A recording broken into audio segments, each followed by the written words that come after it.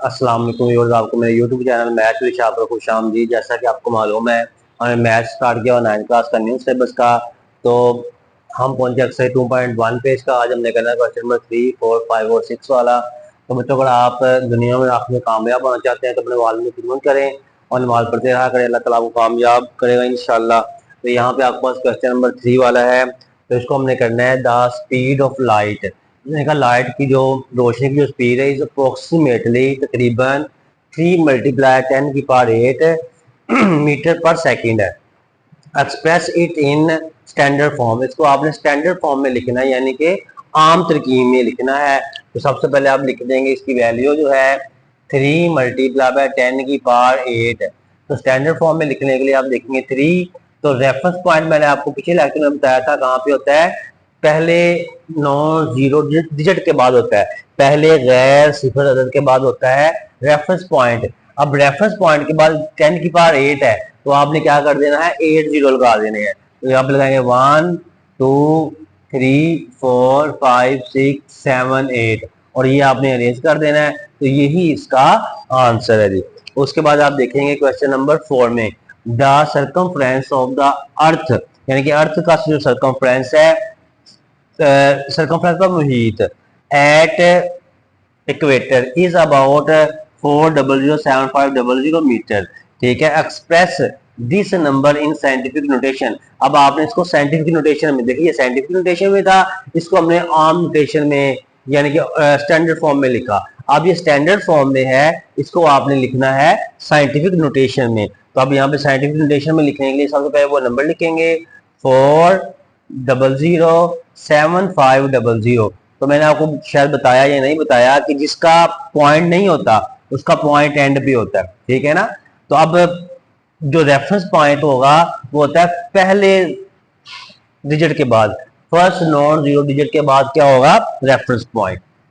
अब आपने क्या करना है, जो पॉइंट है रेफरेंस पॉइंट की जगह पे ले आना है 4.0075 और ये जीरो खत्म कर देने हैं। मल्टीप्लाई बाय 10 की पावर कैसे लिखेंगे, पॉइंट और रेफरेंस पॉइंट के दरमियान जितने भी दाद हैं 1 2 3 4 5 6 डिजिट्स हैं, तो 6 के ऊपर लगा देना है।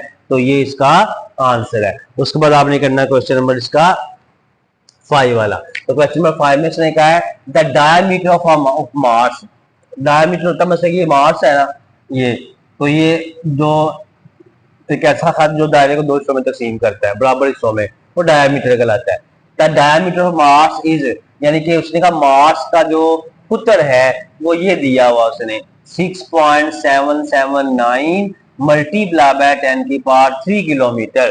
तो आपने देखें यहाँ पे आपके पास है, ये सिर्फ मीटर पर सेकंड उसने कहा था, ये इसका लगाना है आपने मीटर पर सेकंड, और यहाँ पे उसने कहा था मीटर, इसको इसके साथ एम लगा देना आपने।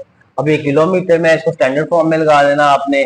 तो स्टैंडर्ड फॉर्म में लगाने के लिए 6.779 है, तो पॉइंट इधर है, जहां पे पॉइंट होगा वहां पे रेफरेंस पॉइंट होगा, क्योंकि ये देखें इसका पॉइंट यहाँ पे था, तो मैं पॉइंट इसको रेफरेंस पॉइंट की जगह पे ले आया था। ठीक है ना। इसी तरह से इसका पॉइंट यहाँ पे है, जिसका मतलब इसका रेफरेंस पॉइंट भी यहाँ पे ही होगा।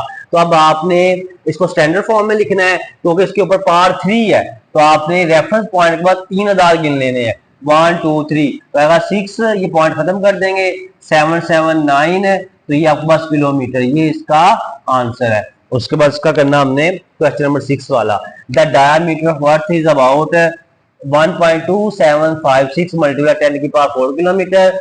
Express this number in standard form. इसको भी आपने ऑर्डिनेशन में लिखना है, तो वही तरीकाकार है। तो सबसे पहले आप लिखेंगे 1.2756 मल्टीप्लाई बाय 10 की पावर 4 है।